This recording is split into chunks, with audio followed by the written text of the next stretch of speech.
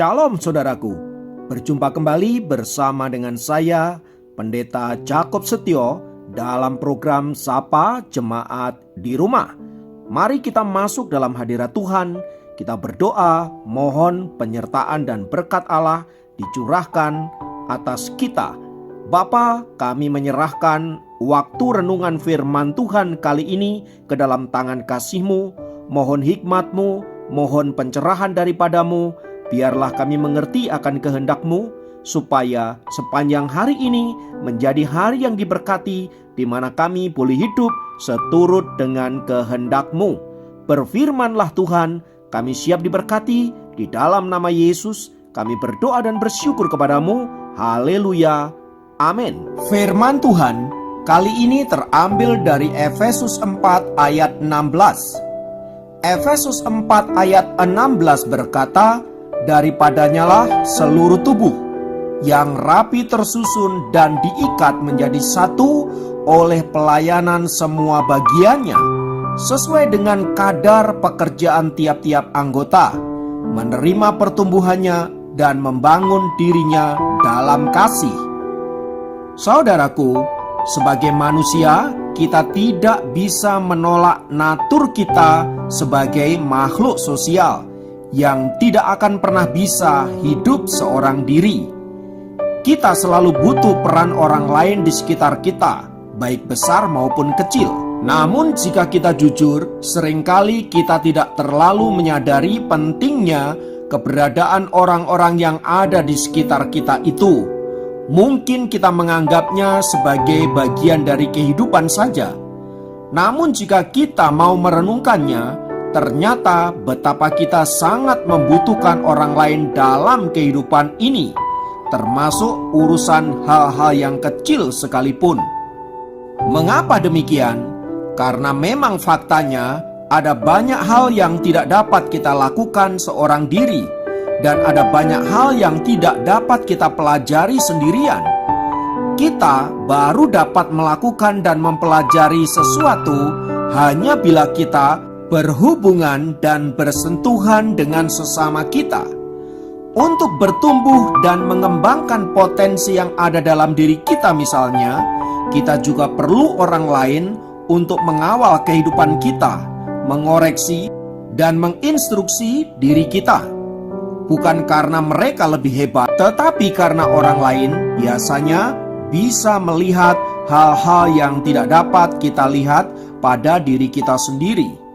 Begitupun kita hanya dapat belajar dalam hal pengampunan, dalam hal loyalitas, tanggung jawab, dan lain sebagainya saat kita berinteraksi dengan orang lain.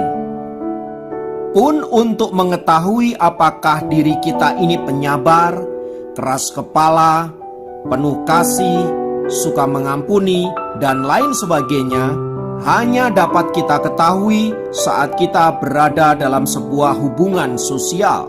Ketika kita bersosialisasi itulah kita akan tahu siapa diri kita yang sesungguhnya.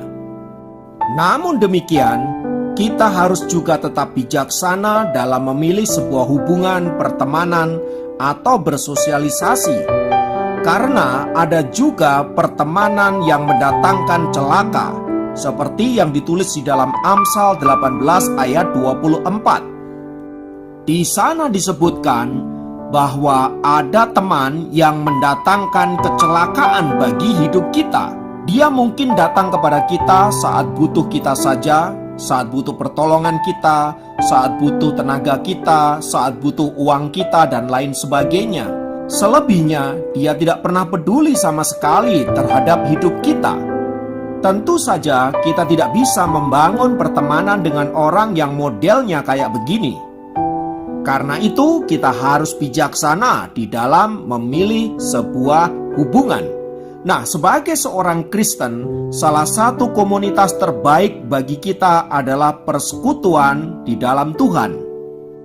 Alkitab berkata bahwa kita perlu terhubung dengan keluarga Allah atau tubuh Kristus. Roma 12 ayat 4-5. Dengan terhubung sebagai tubuh Kristus, kita akan mengetahui tujuan hidup kita. Kita dibentuk di dalam persekutuan sedemikian rupa Memang tidak ada persekutuan yang tidak ada masalah, tetapi kita harus sadar bahwa di dalam Tuhan kita dibentuk di dalam persekutuan, belajar untuk mengampuni, belajar mengasihi, belajar kerendahan hati dan lain sebagainya. Di dalam persekutuan, sama seperti tangan, baru akan berfungsi dan menggenapi tujuannya apabila ia terhubung dengan tubuhnya. Bila tangan itu dipotong, apalagi gunanya? Tidak ada. Ia hanya akan tergeletak di tanah, tidak lagi bisa menyentuh, memegang, dan meraba. Demikian juga kita orang-orang percaya yang terhubung di dalam persekutuan. Maka bergabung dalam sebuah komunitas orang percaya tidak hanya perlu, tetapi juga penting, apalagi menjelang kedatangan Tuhan yang sudah mendekat. Alasannya, pertama karena kita membutuhkan dukungan untuk bertumbuh secara rohani. Ibrani 10 ayat 24-25. Dorongan bagi kita untuk bertumbuh secara rohani hanya dapat kita peroleh lewat sebuah persekutuan. Kita tidak bisa bertumbuh sendiri di dalam Tuhan. Di dalam persekutuan akan ada nasihat, doa, tukar pandangan, motivasi dari kesaksian orang-orang percaya yang bisa menguatkan iman, membuka pikiran yang buntu, menyemangati jiwa yang lesu, dan lain sebagainya. Kedua, karakter dan kepribadian kita akan diubahkan lewat persekutuan. Di dalamnya mungkin ada banyak masalah, ada konflik dan lain sebagainya, tetapi percayalah, di dalam Tuhan selama kita mentaati firman-Nya, itu justru membentuk kita untuk menjadi orang-orang percaya yang makin dewasa di dalam Tuhan. Yang harus selalu diingat adalah bahwa komunitas orang percaya adalah komunitas orang-orang berdosa yang telah menerima anugerah Tuhan. Kita bersama-sama belajar, kita bersama-sama bertumbuh seorang akan yang lain, sehingga kita dapat saling menguatkan, saling mengoreksi, dan saling mendoakan. Tanpa adanya konflik, tanpa adanya masalah, kita tidak pernah tahu ukuran perubahan karakter hidup kita dari karakter lama menjadi karakter baru di dalam Kristus.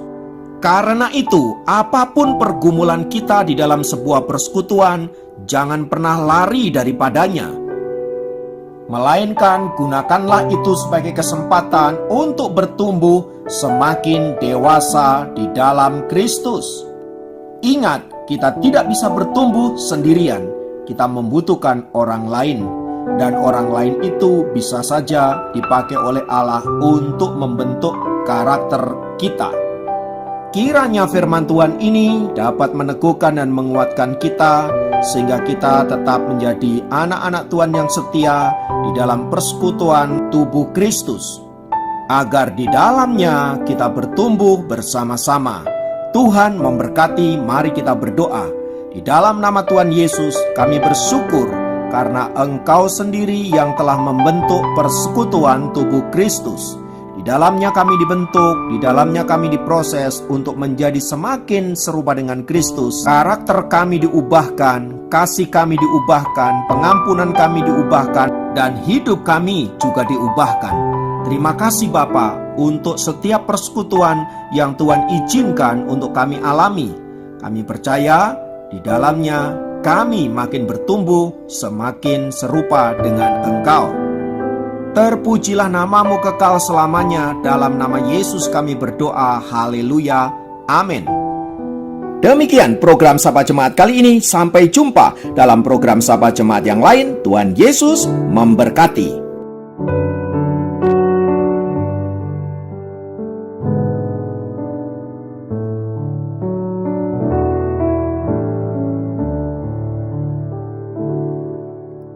Yesus kawan yang sejati, bagi kita yang lemah, tiap hal boleh dibawa dalam doa padanya. Oh, betapa kita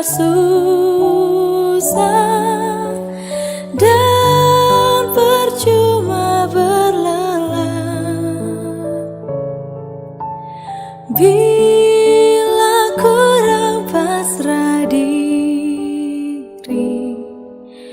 dalam doa padanya,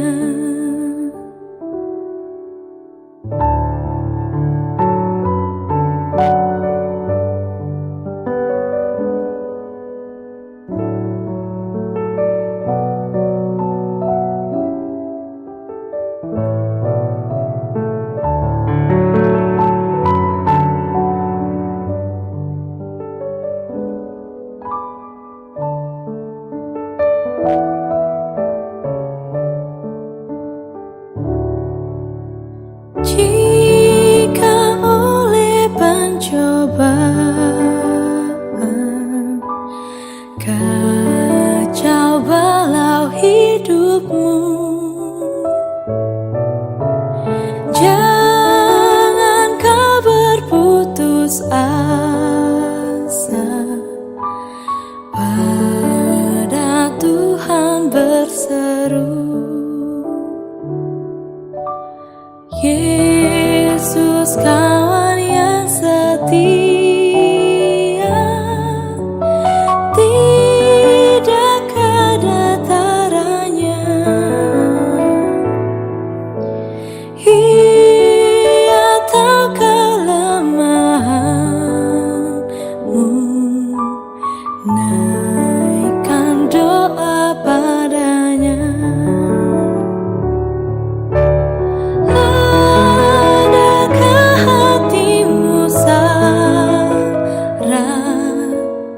Jiwa ragamu lelah, Yesuslah penolong kita, naikkan doa padanya. Biar kawan lain menghilang, Yesus kawan yang bakal. Ia mau menghibur kita atas doa pada